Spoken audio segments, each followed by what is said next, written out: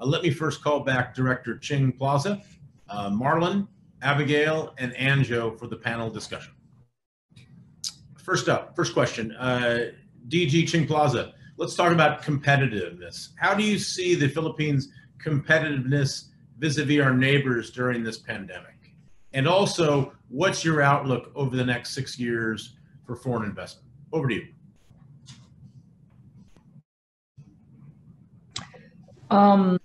Competitiveness, when it comes to incentives and subsidies that we are now presently providing our investors, I would say we are very globally competitive. In fact, many countries are copying some of our incentives.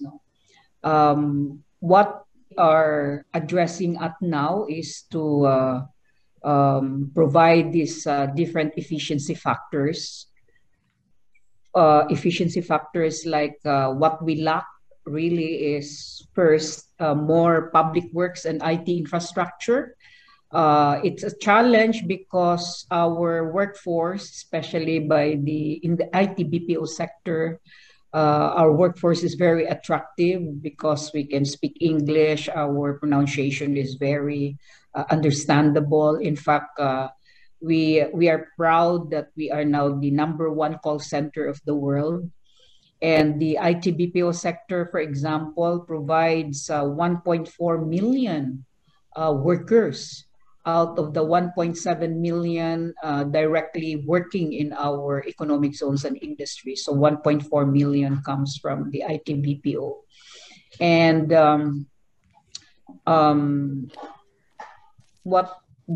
how do we look at the next 10 years? It will really depend on how the next administration, how the mindset of the economic managers is going to be. Mindset is very important because when we act separately or we interpret how economic development should be done, if we are not in unison of our direction, then there will be a lot of misinterpretations, uncertainties, like, for example, what we are now experiencing with the very controversial work from home that PESA has provided our RBEs, especially the IT BPOs who are affected. It was in 2017 when PESA started to provide the letters of authority on the work from home arrangement request from our RBE. So that was in 2017. It was PESA who first allowed the work from home arrangement. Then in 2018, we passed the Telecommuting Act, which encourages further the work from home and other alternative work arrangement utilizing the computer technology. So henceforth, we have had letters of authority issued to our RBEs, especially IT BPOs, so that when the pandemic happened, we increased the work from home ratio up to 90% as one of PESA's business assistance and reliefs provided. So we went well until the FIRB reduced the timeline of the work from home. We initially in PESA, with the approval of the PESA board, allowed the work from home up to September 2022. And FIRB said, no, it should only be up to March 2022. And encourages everybody to go back 100% on site. So what we did in PESA was to also go back to what we have been issuing, the work from home with a ratio of 70-30. Nevertheless, FIRB questioned that authority of PESA of the 70-30. If they're going to question that, then all of what we have done since 2017 are illegal in their minds. Anyway, what happened is that more uncertainties and worries were created because there were surprise audits and surprise visits and inspection done by the BIR. So we have to cry foul. This is foul, very foul. So, in fact, we received reports from our ITBPOs and other RBs, for example, that how the surprise inspections and audits were done by the BIR. So we have to officially write, without going to the media, but officially write the FIRB of what's going on. No, they're creating uncertainties. They're creating wrong signals that we in the the Philippine agencies, the agencies of government are not in unison in implementing policies, laws, and regulations. So um, we continue to fight it out, including IBPOP, CCAP, and other RBEs associations. Uh, we encourage them in PESA, let's not fear anyone. As long as we are still a democracy, let's open up. And all we wanted in PESA especially is to continue with the trust and confidence that our locators and RBEs have given us in PESA. And as we end the Duterte administration, let's not rock the boat and continue to maintain and preserve that trust and confidence in the Philippine government. As we welcome also the next administration, that trust and confidence should continue. So what do I mean here? Because of the different mindsets of the economic managers, so all wanted tax, tax, tax, and tax, while we in PESA are working hard to attract more investors. With them, we will create multiplier effects to the economy because our investors, with their capital investments, with the new technology that they're putting into the country, with the thousands of jobs they created, no, and even created more livelihood to the local entrepreneurs, the SMEs who become suppliers, who become service providers to our export companies and our ecozones. No, so if we are now making noise in PESA, like what seemed to be lacking in our economic development is a common economic umbrella program that must be adopted and supported by all the agencies of government. No? So what do I mean here? We have seen models of success among our economic zones in PESA, which has created not just total development, but social progress. So we are now replicating this. And with our models of successful economies among the LGUs, no, we want to impress and inculcate to our economic managers, to our lawmakers, and to everybody that this is it, the economic zone concept or the economic zone program, providing globally competitive incentives and subsidies, should be adopted as the country's economic umbrella program. So we are proud to speak of our accomplishments and how we contributed to the total development, the peace and progress of the local government units hosting economic zones. So this is it. It will really depend how fast we will grow economically. It will really depend if we have a shared vision and strategies of how we are going to develop the economy of the country. Very good. Well, thank you for all your work there. That's been extremely topical with the chambers, the joint foreign chambers, and all the other stakeholders. So thanks for all your hard work there. Next question, Abigail. What are the usual challenges for expats in terms of logistics and movement and settling in? Abigail? I think so. Maybe I'll start off with a scenario. when the expats couldn't enter the Philippines because of the border restriction. So during that period, there are certain options for these expats to actually apply for visa even remotely. But no one has really prepared us for this challenge, that certain policies around how we can even transact with the Philippine Post in different countries. So there's no process at all. So the length of time of applying, finding the right person to talk to, those are, some of just the bigger picture of what companies are taking into consideration. It's just applying for the proper entry permit so that these people can come into the country.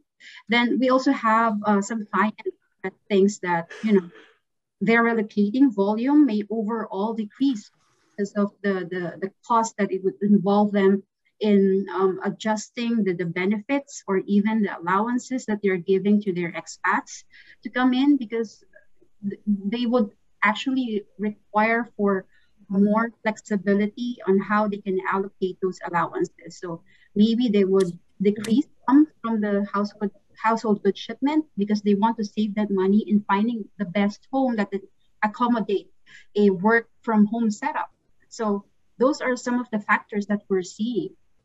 And again, for example, there's also a decreased short-term assignments that had happened due to the border restrictions and the quarantine requirements for certain countries, and other types of services that they will need for their customers, whether it's the less, household goods shipment allowances and more on the support for their destination services. So I'm sure you all are aware that these challenges that we're seeing in all industries with global supply chains, in our industry, we're seeing it with the cost and the slowdown of shipping in many countries that face challenges with how fast the deliveries of the goods can be done, and reprioritizing these policies for their expats. So, Great. Thank you, Abigail. Marlon, over to you. What are the trends you're seeing in terms of arrivals and exits for travels, and are the expats coming back? Marlon. Thank you, Mr. Rick. Well, as early as 2021, our foreign workforce has been arriving, even with the strict travel restrictions in place during that time. Especially now, we are in alert level 1, the lowest in terms of restrictions. The past few months, we have seen an increase in flights, passengers both arriving and departing. Together with other countries are now opening up their borders, whether it be for business or tourism. So we're doing the same, but we're doing it slowly and safely. That's great. Well, it's great to see that volumes are picking up again. Fantastic. Anjo, what are your residential real estate tips for multinational companies and who are bringing in international staff and expats, and what should they watch out for in terms of consideration moving into the Philippines? Yeah, thanks, Rick. That's actually timely and relevant with the massive increase we received previous months and the latter part of June. So with that, some tips for the multinational companies who wanted to put their talents here in the country is that ready to compromise the new buildings or the villages regulations and restrictions and follow their new policies. Because of the pandemic, they're a little bit worry, and some of the residents are worried regarding of the expatriates coming in the villages. But we need to be aware, some of the multinational companies should know the policies of other villages and the updated pricing. It's because some that we have encountered are being renegotiated into pandemic price. Just to give an update with the upcoming multinational companies with their expats is that some of the prices are now being in the pre-pandemic price. It's because of they know and they've seen that there are a lot of demands of expatriates coming here in the Philippines. Likewise, with the legal documents that they need to bring in, it should be updated. Some of that we have encountered are having expiring visas or maybe some of the certificates that they have, like what we have encountered from the previous transaction, are the marriage certificate. Some of the certificates that they have are not translated into English. It must be translated into English or should be understandable with the administration or the building management or the villages associations. So those are the major things that we are encountering right now with regards to upcoming expatriates and multinational companies. We can send you the list of the updated rates of these villages and condominiums so that they would be more aware with regards to the housing budget that their expatriates are looking for. So that's going to be one of the tips or the keys for having these talents within the Philippines or within the CBD area, sir. Very good. Thanks. Final question for the panel. DG Ching Plaza, with work from home arrangements, how do you see this affecting, basically expats coming in and talent retention, talent relocation into the Philippines? Actually, there is no harmonized regulation yet. No harmonized regulation because we started work from home without other agencies understanding about it. No? So that's why we are recommending that the next administration could perhaps institutionalize the rules on work from home, because what is happening now with the pressures of the FIRB, for example, just for the locators, the RBAs to give up their incentives, they are saying, okay, you can have 100% work from home provided you give up your incentives. So which is a blackmail reaction, no? I mean, why are we blackmailing our investors when, especially in PESA, when we registered them, we have a contract with them that these are the incentives that we're going to provide them. So it's like reneging with our contract with our investors. So just because of the work from home, which is not yet formalized or institutionalized. That's why our recommendation is for the next administration to look into how we can institutionalize work from home, so that we can also ensure the security of tenure of those workers working from home. No. Because anything can happen in the work from home location. And when we studied the Telecommuting Act, for example, which encourages the use of computer technology, work from home arrangement, etc. In the IRR of the Telecommuting Act, it needs to provide the provisions of assuring workers of security, their security of tenure. So what is happening right now is that when I was in Cebu, I had a dialogue with some IT-BPO RBEs. There seemed to be a competition already of hiring workers, because many would still prefer work from home. And there are now unregistered, no? Sometimes we call them underground economy or underground businesses, which are not registered with government. So who is the bigger loser here? It's the government, because they cannot share taxes to the government, no? And they are competing with the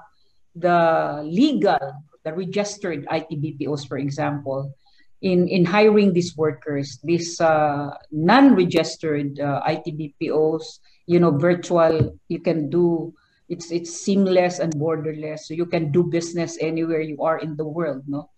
So with the pressures shown by the FIRB, for example, through the BIR, no? So this encourages underground economy or underground businesses, no?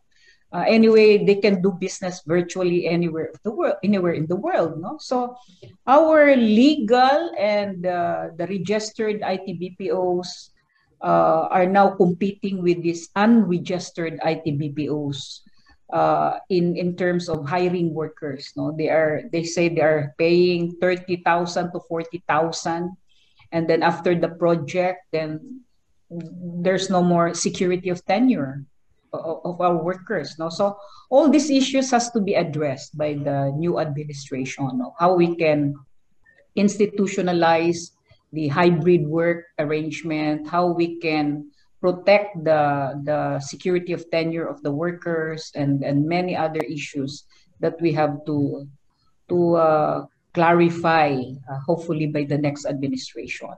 So I heard last night from our officers of the IBPOP that Secretary Ramon Lopez, who is the co-chair of the FIRB, mentioned that FIRB accordingly has already approved that 70-30 work from home ratio up to September 2022, which is the original request of PEZA, that we continue with the work from home arrangement up to September 2022, which is the deadline of the state of calamity declaration of the president. So it's not yet written officially. It was just being passed, an information being passed by Secretary Lopez to our officers of the IBPOP. So we are still waiting. If once we get the formal or the writing memorandum in writing, then we're going to publish and say this officially to our IT-BPOs and other RPEs. So I hope this will put a close to our very controversial work from home arrangement.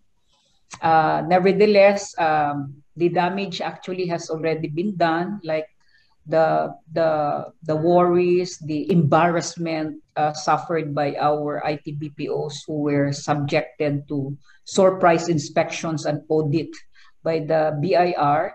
But since we continue to make noise, so the BIR suspended their actions on doing surprise audits and surprise visits. But it was a very embarrassing situation in the case of our RBEs who were made to be inspected surprisingly.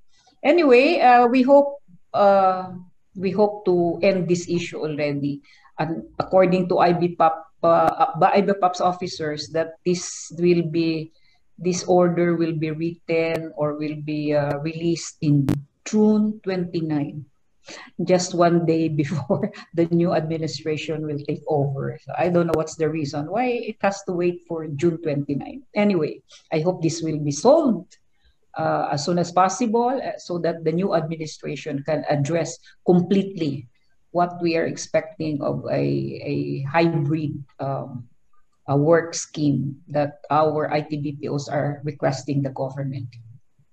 Very good, very good. Well, it sounds like there's some positive movement there, so that's great. Over to Abigail. Yeah, Rick, can I add an additional information of the help, the services that PEZA is providing our investors, no? Other than we now issue the 2-year visa, PEZA visa, to our already existing locators. PEZA can also welcome investors, global investors, who wants to visit the Philippines to explore investments or investing in the country. So all they have to do is to write me, and then we write also the DFA secretary that they be among those allowed or enjoy the travel ban exemption, so that they can come to the Philippines and explore. And DFA will likewise recommend to the Bureau of Immigration that they be issued the visas. So meaning we don't stop in inviting potential investors, and they can come here exploring the potentials of investing in the country. Very good. Thank you. Thank you for the update and that insight. Appreciate it. Abigail, how's this work from home arrangements and affecting your business on the moving and logistics side? Well, Rick mentioned earlier, companies are now reprioritizing assignments. So in the past, they've already proven that there are certain activities that can be done remotely. So in effect, companies are more choosy in terms of what people to send to different locations. So that drastically changes the frequency of these people coming, not just in the Philippines, but all over the world. Thank you. Anjo, how about the work from home? Is that affecting the residential business, leasing business positively or negatively? With or without the work from home arrangements, sir, there are still a demand with the residential sector as they find the Philippines as a gem for their workforce and then good for talents and doesn't cost that much. So some multinational companies would still consider the Philippines for the business expansions. And with the residential, they still wanted to be resided in the Philippines. So with the demand of residential, it quite affected during the pandemic because of the vacancy, or some of the expat would like to return on their countries where are their companies are being located at. But we are now on the recovering period of residential inquiries and residential sector. So we're seeing a massive numbers of inquiries within the first quarter until this second quarter of June. Very good. Thanks, Anjo. And then Marlon, just the final question for you. Any final words with regards to immigration and how things are being affected positively or negatively with post-COVID? Okay. We just want to remind everyone that the policies, the government policies with regards to restrictions are always evolving. It depends on the situation at hand. Please always be updated on the issuances of the government in terms of travel restrictions. Very good. Thanks, Marlon. And just a final word from each panelist in a sentence or two with regards to the theme of the webinar, moving to the Philippines. We've heard obviously we're seeing a lot of recovery post-COVID. We're seeing a lot of great stuff from PEZA. We're seeing great cooperation with the Department of Immigration. We're seeing a lot of activity on the real estate side, and it's also been very positive. We're seeing more inflows now from a moving perspective. So what's the final word from each of the panelists in terms of their greatest selling point for the Philippines in a post-COVID era? Final words. First up, DG Trita Blazon. Yes, thank you, Rick, and all our friends in AmCham. Thank you for this opportunity again. Well, the Philippines is one of the very blessed with the human and natural resources. We have a lot of advantages, like we are strategically located at the center of Asian Pacific, so we are near everybody. And then the two types of weather, we can do economic activities the whole year round, plant different types of crops because we have very fertile soil. Our workforce is one that is most sought after because we are young, we are dynamic, we are friendly, hospitable. All the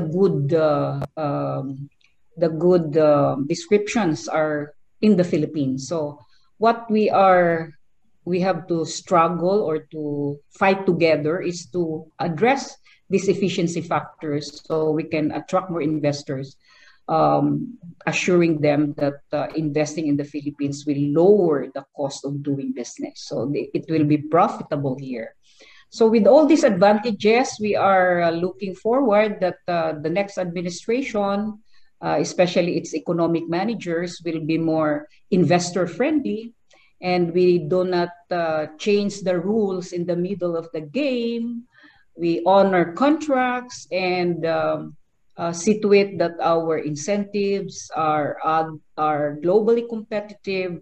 So if we are in unison with these objectives and goals, the Philippines will surely become a very favorite investment destination in Asia.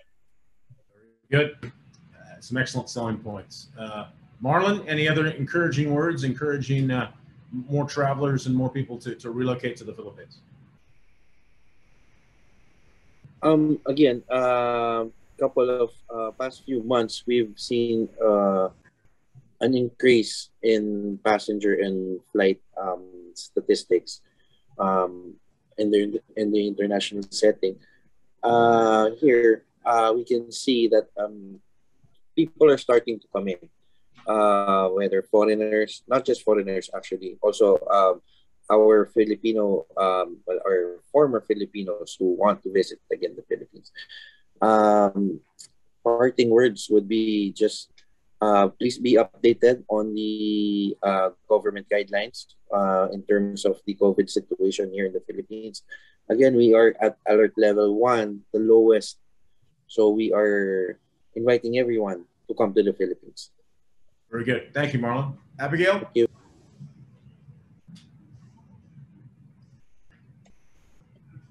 Thank you, Rick. So maybe my parting words is about, Philippines is open for business. Don't be afraid to come back to the Philippines. You could not just experience these challenges in the country, but any other countries out there. So it's just a matter of you finding the right partners, finding the right information to be prepared with your decisions, whether or not Philippines is the right country for you. So as I said, we need to be adaptable, and we need to be flexible to these changes. So I think that's the most important thing to consider. Thanks, Abigail. And then Anjo? Yeah, sir. Amidst these conditions of pandemic or the effects of pandemic, as being a Filipino, the Philippines has a lot to offer. We are a resilient people, and we intended to look on the brighter side or in the opportunities that pandemic brings to us. And with this, we are on the underway of recovery. We are receiving a massive numbers of expatriates increase, investments that I have presented a while ago, the infrastructures and the developments that has been planted over the incoming years.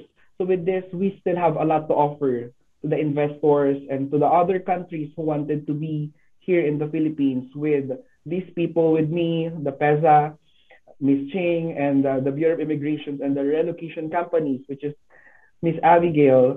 We have a lot of things to offer. We are not just selling the Philippines, but we are selling the talents of the Filipinos that you can work with.